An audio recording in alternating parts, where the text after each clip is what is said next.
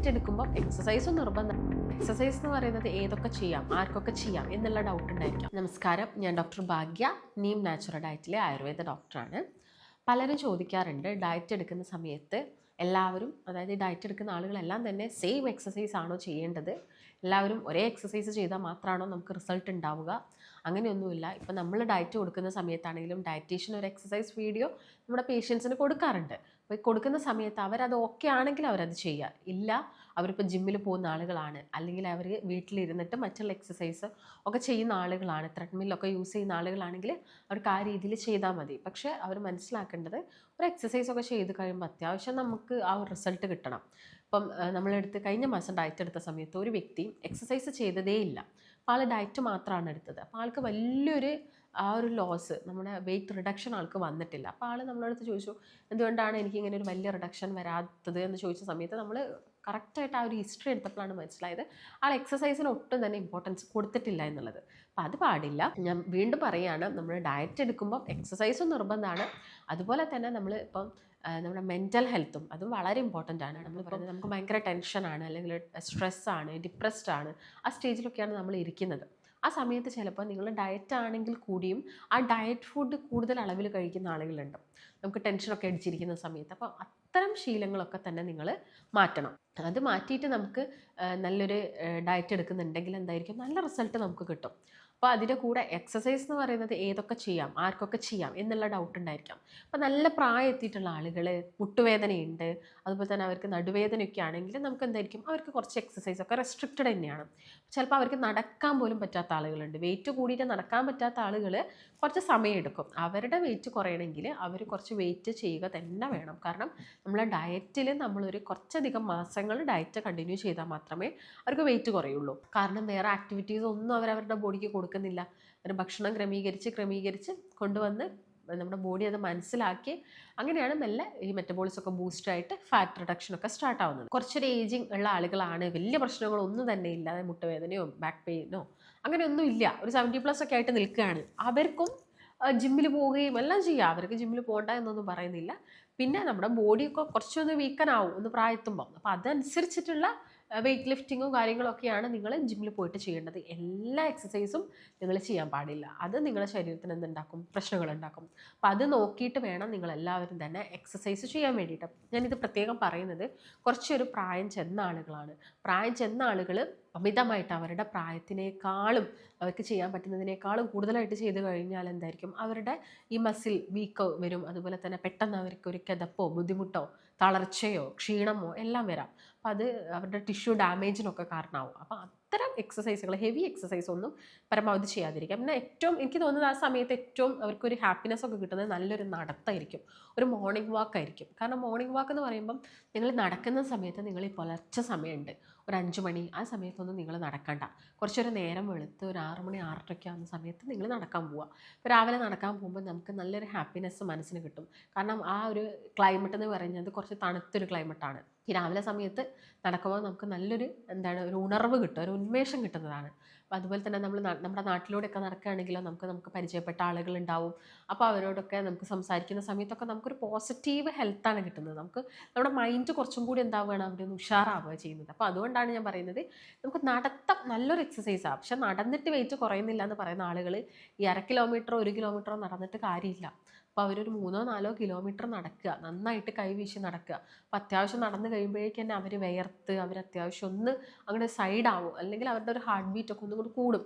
അതാണ് ശരിക്കും ആക്ച്വലി നല്ലൊരു നടത്തം എന്ന് പറയുന്നത്. അപ്പോൾ നടക്കുന്ന സമയത്ത് നമ്മൾ ഒരുപാട് കാര്യങ്ങൾ സൂക്ഷിക്കണം. അപ്പോൾ എല്ലാ പ്രായക്കാർക്കും അങ്ങനെ കയറി നടക്കാൻ പറ്റില്ല. ഞാൻ പറഞ്ഞല്ലോ, വേദനകൾ നിങ്ങൾ ശ്രദ്ധിക്കേണ്ടതുണ്ട്.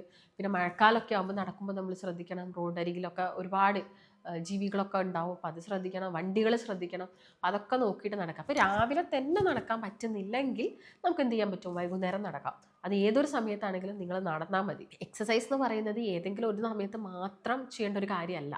അപ്പോൾ നമ്മൾ ഏത് ഹെവി ഫുഡ് കഴിച്ചു കഴിഞ്ഞാലും നിങ്ങൾ എന്ത് ചെയ്യണം, ഒരു മൈൽഡ് എക്സസൈസ് നിങ്ങളുടെ ബോഡിക്ക് കൊടുക്കുക. ഇപ്പോൾ കൈയും കാലും ഒക്കെ നന്നായിട്ട് ആട്ടുക, ഇളക്കുക, ഇതൊക്കെ ചെയ്യുന്നത് നമ്മുടെ ശരീരത്തിൽ ശരിക്കും ഒരു ഫാറ്റ് ബേൺ ആണ്. അപ്പോൾ അതായത് രാവിലെ ബ്രേക്ക്ഫാസ്റ്റ് കഴിച്ചിട്ട് ഒരു 5 മിനിറ്റ് ജസ്റ്റ് ഒന്ന് വാക്ക് ചെയ്യുക. അല്ലെങ്കിൽ നിങ്ങൾക്ക് ജോലിക്കൊക്കെ പോകുന്ന ആളുകളാണെങ്കിൽ ജസ്റ്റ് നടക്കാനൊക്കെ ഉണ്ടെങ്കിൽ അത് അത്രയും നല്ലതാണ്. ഉച്ചയ്ക്ക് ഫുഡ് കഴിച്ചിട്ട് കുറച്ചൊന്ന് നമ്മളെ റൂമിലൂടെ നടക്കുക. രാത്രിത്തെ ഫുഡ് കഴിച്ചിട്ട് ജസ്റ്റ് ഒന്ന് നടക്കുക. ഇത് ചെയ്യാൻ പറ്റാത്ത ആളുകളാണെങ്കിൽ ഇരുന്നിട്ട് നമ്മുടെ കാലൊന്നും എന്ത് ചെയ്യുക, മൂവ് ചെയ്തുകൊണ്ടേ ഇരിക്കാം. അപ്പം ഇതൊക്കെ തന്നെ ലെഗ് റൈസിങ്, അതായത് ജസ്റ്റ് നമ്മുടെ ഫുട്ട് ഒന്നിങ്ങനെ പൊക്കുക താഴ്ത്തുക, ഇതൊക്കെ തന്നെ നമുക്ക് ഫാറ്റ് ബേൺ. അപ്പോൾ ഇതൊക്കെ എന്താണ്, ചെറിയ ചെറിയ എക്സസൈസുകളാണ്. ഇതും ചെയ്യാം. നടക്കുന്നതിൻ്റെ കൂടെ തന്നെ നമുക്ക് ഈ പറഞ്ഞ എക്സസൈസുകളും കൂടി പ്രാക്ടീസ് ചെയ്യാവുന്നതാണ്. അപ്പോൾ അത് ചെയ്യാം. പിന്നെ നടത്തം കഴിഞ്ഞാൽ കുറച്ച് അടുത്തൊരു നമ്മൾ പറയാം ഓട്ടാണ്. ഓട്ടം പിന്നെ എല്ലാ പ്രായക്കാർക്കും പോസിബിൾ അല്ല. ഓടുമ്പോഴേക്ക് തന്നെ ചില ആളുകൾക്കൊക്കെ കിതപ്പോ ബുദ്ധിമുട്ടോ ഒക്കെ അനുഭവപ്പെടും. അപ്പോൾ ഓടുമ്പോൾ മാത്രമല്ല, നമ്മളൊരു സ്റ്റെപ്പ് കയറി ഇറങ്ങുമ്പോഴേ തന്നെ നമുക്ക് നല്ല കിതപ്പും ബുദ്ധിമുട്ടൊക്കെ അനുഭവപ്പെടും. വേദന ഉള്ള വ്യക്തികളാണെങ്കിൽ നടക്കാനോ ഓടാനോ അധികം നിൽക്കണ്ട, നിങ്ങൾക്കത് കൂടും. അപ്പം അങ്ങനെ ഒരു പേഷ്യൻ്റ് നമുക്ക് വന്നിട്ടുണ്ടായിരുന്നു. ആൾക്ക് ഒന്ന് ഫിറ്റ് ആവണമെന്ന് കരുതി ആൾക്ക് നടക്കാൻ തുടങ്ങി. നടക്കുന്നതിൻ്റെ മുൻപായിട്ട് ആൾക്ക് എന്താണ്, വേദനയോ കാര്യങ്ങളോ ഒന്നും തന്നെ ഇല്ല. പക്ഷെ നടന്നു കഴിഞ്ഞതിന് ശേഷം ആൾക്ക് മുട്ടുവേദന വന്നു. അപ്പം അത് ഒരു പ്രശ്നമാണ്. നിങ്ങളുടെ ശരീരം അനുസരിച്ച് ഡയറ്റിലും കൂടുതൽ ഇമ്പോർട്ടൻസ് കൊടുക്കുക. ഡയറ്റിൽ ഇമ്പോർട്ടൻസ് നന്നായിട്ട് കൊടുക്കുമ്പോൾ നമുക്ക് എക്സസൈസും എന്താണ്, ഒരു ദിവസമൊക്കെ ഇപ്പം നമുക്കൊന്ന് സ്കിപ്പായി പോയി കഴിഞ്ഞാൽ വലിയ പ്രശ്നം ഉണ്ടാവില്ല. അപ്പോൾ ആ രീതിയിൽ ചെയ്യുക. അപ്പോൾ നടത്തം ഓട്ടം രണ്ടും നമുക്ക് ചെയ്യാവുന്നതാണ്. പിന്നെ സൈക്ലിംഗ് ആണ്. സൈക്ലിംഗ് എല്ലാ പ്രായക്കാർക്കും ചെയ്യാൻ പറ്റുമെന്ന് ചോദിച്ചു കഴിഞ്ഞാൽ പ്രായമായിട്ടുള്ള ആളുകൾക്കും സൈക്ലിംഗ് ചെയ്യുന്നതിനൊന്നും യാതൊരു കുഴപ്പമില്ല. അപ്പോൾ അതാണെങ്കിൽ അത്യാവശ്യം നമ്മുടെ എന്താണ് ഈ ഒരു കാലും മൂവ്മെൻറ്റ് നടക്കുന്നുണ്ട് അവിടെ. അപ്പോൾ ആ ഒരു മൂവ്മെൻറ്റ് നടക്കുമ്പോൾ തന്നെ നല്ല രീതിയിൽ ഫാറ്റ് ബേൺ സംഭവിക്കുന്നുണ്ട്. അപ്പോൾ സൈക്ലിങ്ങും നല്ലൊരു എക്സസൈസ് ആണ്. അതുപോലെ തന്നെ സ്വിമ്മിങ്, നമ്മൾ വെള്ളത്തിൽ നീന്തുന്നത് അത്യാവശ്യം നല്ല കുറച്ചൊരു പാടുള്ളൊരു കാര്യമാണ്. അപ്പോൾ അത് ഇപ്പോൾ ചെറിയ കുട്ടികളൊക്കെ ആണെങ്കിൽ വളരെ ഫാസ്റ്റായിട്ട് ചെയ്യും. കുറച്ച് പ്രായമുള്ള ആളുകളൊക്കെ ആണെങ്കിൽ വളരെ സ്പീഡിലൊന്നും ചെയ്യരുത്, മൈൽഡായിട്ടൊക്കെ സ്വിമ്മിങ് ചെയ്യുക. അത്യാവശ്യം നല്ല രീതിയിൽ സ്വിം ചെയ്ത് പുറത്തിറങ്ങുമ്പോഴേക്കും നമുക്ക് നല്ലൊരു വിയർപ്പോ ഒരു ഫാറ്റ് ബേണോ ഒരു ബുദ്ധിമുട്ടുകളൊക്കെ നമുക്ക് ഫീൽ ആവാറുണ്ട്. അപ്പം അത് വേണം. അല്ലാതെ നമ്മൾ അമിതമായിട്ട് സ്പീഡിൽ സ്വിം ചെയ്ത് കഴിഞ്ഞാൽ ചിലപ്പോൾ നമുക്കൊരു ഹാർട്ട് കംപ്ലയിൻറ്റ് പോലെയൊക്കെ നമുക്കൊരു കിതപ്പൊക്കെ കൂടുന്ന ഒരു പ്രശ്നത്തിലോട്ട് പോകും. അതൊന്നും നിങ്ങൾ ചെയ്യേണ്ട. എല്ലാം നമ്മളെ ശരീരത്തിനനുസരിച്ചിട്ട് അതായത് ഒരു വ്യക്തി മനസ്സിലാക്കുക, ആളുടെ ശരീരം എങ്ങനെയാണ്, എനിക്കിത് പറ്റുമോ എന്ന് മനസ്സിലാക്കുക. എല്ലാവർക്കും ത്രെഡ്മില്ലിൽ ഓടാൻ പറ്റും. പക്ഷേ നമുക്ക് ഇപ്പം എനിക്ക് ത്രെഡ്മില്ലിൽ ഓടാൻ പറ്റുന്നില്ല, അങ്ങനെയാണെങ്കിൽ എനിക്കത് ഓടണം, അവർ ഓടുന്നുണ്ടല്ലോ എന്ന് കരുതിയിട്ട് അതല്ല കാര്യം. നമുക്ക് മറ്റെന്തെങ്കിലും എക്സസൈസ് ചെയ്തിട്ട് കുറയ്ക്കാൻ പറ്റുമെങ്കിൽ അത് ചെയ്യാം. നിങ്ങൾ ജിമ്മിൽ പോകുന്നത് മാത്രമാണോ എക്സസൈസ്? അല്ല, ജിമ്മിൽ പോകുന്നത് മാത്രമല്ല എക്സസൈസ്. ഇപ്പം നിങ്ങളൊരു ഡാൻസ് കളിക്കാൻ പോകുന്നുണ്ടെങ്കിൽ, ഒരു സൂംബ എയറോബിക്സ് പോലെയുള്ള ഡാൻസ് നിങ്ങൾ കളിക്കുന്നുണ്ടെങ്കിൽ അത് നല്ലൊരു എക്സസൈസാണ്. ഇപ്പോഴുള്ള സ്ത്രീകൾ എല്ലാവരും തന്നെ കൂടുതൽ പേര് ഇതിലോട്ട് എന്തായിട്ട് വന്നിട്ടുണ്ട്. ഈ ഒരു സൂംബ ഡാൻസ് എയറോബിക്സ് നല്ല എൻ്റർടൈൻമെൻ്റ് ആണ്. കാരണം നല്ലൊരു പാട്ട് വെച്ചിട്ട് നമ്മുടെ ശരീരം അനങ്ങുകയും നമ്മൾ നന്നായിട്ട് വിയർക്കുകയും നമുക്കൊരു ഹാപ്പിനെസ് നല്ല രീതിയിൽ കിട്ടുന്ന ഒരു ജിമ്മിലൊക്കെ പോകുന്നത് പലരും അയ്യോ ജിമ്മിൽ പോകാനുണ്ടല്ലോ, ഇന്ന് ജിമ്മിൽ പോകണമല്ലോ അങ്ങനെയൊക്കെ ചിന്തിച്ചിട്ടായിരിക്കും ജിമ്മിൽ പോകുന്നത്. പക്ഷേ നിങ്ങളൊരു സൂംബ എറോബിക്സ് ഒക്കെയാണ് ജോയിൻ ചെയ്തിട്ടുള്ളതെങ്കിൽ നിങ്ങൾ കുറച്ചും കൂടി ഇൻട്രസ്റ്റഡ് ആയിരിക്കും. പിന്നെ അതിൻ്റെ ബേസിൽ നമുക്കിപ്പോൾ അറിയാലോ മീഡിയാസൊക്കെ ഉള്ളതുകൊണ്ട് തന്നെ റീൽസ് ഇടാം, അങ്ങനെയൊക്കെ നമ്മൾ ചിന്തിക്കും. അപ്പോൾ നമുക്ക് ഒരുപാട് ബെനിഫിറ്റ്സ് ഈ എയറോബിക്സ് സൂംബ ഡാൻസിനൊക്കെ കിട്ടുന്നുണ്ട്. അപ്പോൾ അതൊക്കെ നിങ്ങൾ ട്രൈ ചെയ്ത് നോക്കുക. അപ്പോൾ സ്ത്രീകളാണ് ഇതിൽ കൂടുതൽ പോകുന്നത്, പക്ഷെ പുരുഷന്മാർ എത്രയോ കുറവാണ്. അവർക്കും ഇങ്ങനെയുള്ളതൊക്കെ സ്റ്റാർട്ട് ചെയ്യണം എന്നുള്ളതാണ്. എല്ലാവരും പോവുക, മാക്സിമം നിങ്ങളുടെ ശരീരത്തിലൊക്കെ എന്ത് ചെയ്യുക, ഫാറ്റ് ബേൺ ഉള്ള കാര്യങ്ങൾ ചെയ്യുക. അപ്പോൾ എക്സസൈസിൻ്റെ കേസുകളിൽ ഇതൊക്കെ ശ്രദ്ധിക്കണം. പക്ഷേ ഡയറ്റും ഇത്ര തന്നെ ഇമ്പോർട്ടൻ്റ് ആണ്. ഡയറ്റ് വെറും എക്സസൈസ് മാത്രം ചെയ്തിട്ടുള്ള ഫുഡ് മൊത്തം പോയിട്ട് കഴിച്ചു കഴിഞ്ഞാൽ വലിയ റിസൾട്ട് നിങ്ങൾക്ക് കിട്ടൂല.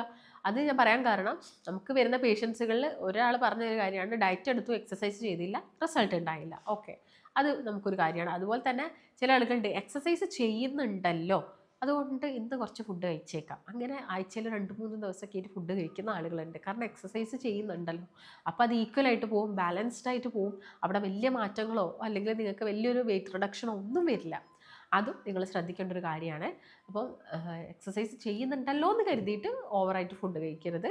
അപ്പോൾ അസുഖങ്ങളും നോക്കണം. ഇപ്പോൾ വെയിറ്റ് കൂടിയ ആളുകൾക്ക് മെയിനായിട്ട് കൊളസ്ട്രോൾ ഉണ്ടാവാം, BP ഉണ്ടാവാം, ഷുഗറും വരാം. അപ്പോൾ ഇതൊക്കെ ഉണ്ടോയെന്ന് നിങ്ങൾ ചെക്ക് ചെയ്യണം ഒരു ഡയറ്റ് എടുക്കുന്നതിന് തൊട്ട് മുൻപായിട്ട്. അങ്ങനെയാണെങ്കിൽ നമുക്ക് ആ ഒരു അസുഖങ്ങൾ ആദ്യമേ കൺട്രോൾ ചെയ്യാൻ പറ്റുന്നതാണ്. അതായത് നമുക്ക് അതിനനുസരിച്ചിട്ടുള്ള ഡയറ്റ് നമുക്ക് ചൂസ് ചെയ്യാം.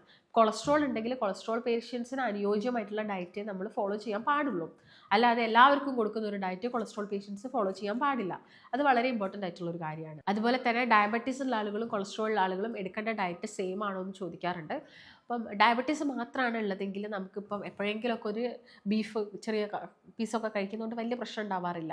പക്ഷേ കൊളസ്ട്രോളിലുള്ള ആളുകൾ ഈ ഒരു ബീഫോ റെഡ് മീറ്റ് എന്തെങ്കിലും കഴിച്ച് കഴിഞ്ഞാൽ പെട്ടെന്ന് അത് കൂടാനുള്ള ചാൻസ് ഉണ്ട്. അപ്പം ഡയബറ്റീസ് ആണെങ്കിലും നിങ്ങൾ റെഡ് മീറ്റ് അധികം കഴിക്കരുത്. നിങ്ങൾ കഴിച്ചു എന്ന് പറഞ്ഞിട്ട് എല്ലാ ദിവസവും കഴിക്കരുത്, അതും നല്ലതല്ല. കാരണം ഷുഗറും കൊളസ്ട്രോളും കൂടി ഒരുമിച്ച് വന്നു കഴിഞ്ഞാൽ വലിയ പ്രശ്നമായിട്ട് മാറും. സൈലൻറ്റ് അറ്റാക്ക് ഒക്കെ പെട്ടെന്ന് വരാം. അതുകൊണ്ട് അതിങ്ങനെ കൂടുതലായിട്ട് കഴിക്കരുത്. വയറ് ചാടുന്നുണ്ടോ നോക്കുക. നല്ല രീതിയിൽ വയറ് ചാടുന്നുണ്ടെങ്കിൽ അത് കുറയ്ക്കാനുള്ള കാര്യങ്ങൾ നിങ്ങൾ ചെയ്യണം. അപ്പോൾ അല്ലെങ്കിൽ നിങ്ങൾക്ക് അസുഖം ഉറപ്പാണ്. അത് നിങ്ങളൊന്ന് എല്ലാവരും മൈൻഡിൽ എടുക്കേണ്ട ഒരു കാര്യമാണ്. അതുപോലെ തന്നെ നിങ്ങൾക്ക് കിതപ്പ് അനുഭവപ്പെടുന്നുണ്ടോ കുറച്ച് ദൂരം നടക്കുമ്പോഴേക്കും? പണ്ടത്തെ പോലെ ഉഷാറല്ലേ? ഒരു മടിയാണോ എല്ലാത്തിനും? ഇതൊക്കെ നിങ്ങൾ നോട്ട് ചെയ്യേണ്ട കാര്യങ്ങളാണ്. അപ്പോൾ നിങ്ങൾക്ക് നല്ലൊരു ഡയറ്റ് എടുക്കണം, എക്സസൈസിനെ കുറിച്ചൊക്കെ നന്നായിട്ട് അറിയണം എന്നൊക്കെ താല്പര്യമുണ്ട്, ഒരു കൺസൾട്ടേഷൻ അത്യാവശ്യമായിട്ടുണ്ടെങ്കിൽ താഴെ കാണുന്ന നമ്പറിൽ കോൺടാക്ട് ചെയ്യാം. മറ്റൊരു നല്ല ഹെൽത്ത് ടോപ്പിക്കുമായിട്ട് വീണ്ടും കാണാം. നന്ദി. അതുപോലെ തന്നെ നീം നാച്ചുറൽ ഡയറ്റിൽ ഒരു ഡോക്ടറിന്റെ നിർദ്ദേശപ്രകാരം ഒരു ഡയറ്റീഷ്യന്റെ സഹായത്തോടു കൂടി തന്നെ ഒരു മാസം കൊണ്ട് നമുക്ക് 4 മുതൽ 12 കിലോ വരെ കുറച്ചെടുക്കാൻ സാധിക്കും. ഈ ഒരു ഡയറ്റ് നമ്മൾ ഫോളോ ചെയ്യുന്നുണ്ടെങ്കിൽ മെഡിക്കേഷൻസ് ഒന്നും ഇല്ലാതെ തന്നെ ഹെൽത്തി ആയിട്ടുള്ള ഒരു ഡയറ്റിലൂടെ നമുക്ക് വെയിറ്റ് കുറച്ചെടുക്കാം. ഈ ഒരു ഡയറ്റീഷ്യൻ നിങ്ങളുടെ കൂടെ ഒരു ദിവസം കംപ്ലീറ്റ് ആയിട്ട് ഉണ്ടാവും. ഒരു മാസം നിങ്ങളുടെ കൂടെ തന്നെ നിന്ന് നമുക്ക് വളരെ ഈസി ആയിട്ട് വെയിറ്റ് കുറച്ചെടുക്കാൻ സാധിക്കും. ഈ ഒരു ഡയറ്റിൽ ജോയിൻ ചെയ്യാൻ നിങ്ങൾ താഴെ കാണുന്ന നമ്പറിൽ കോൺടാക്ട് ചെയ്യുക.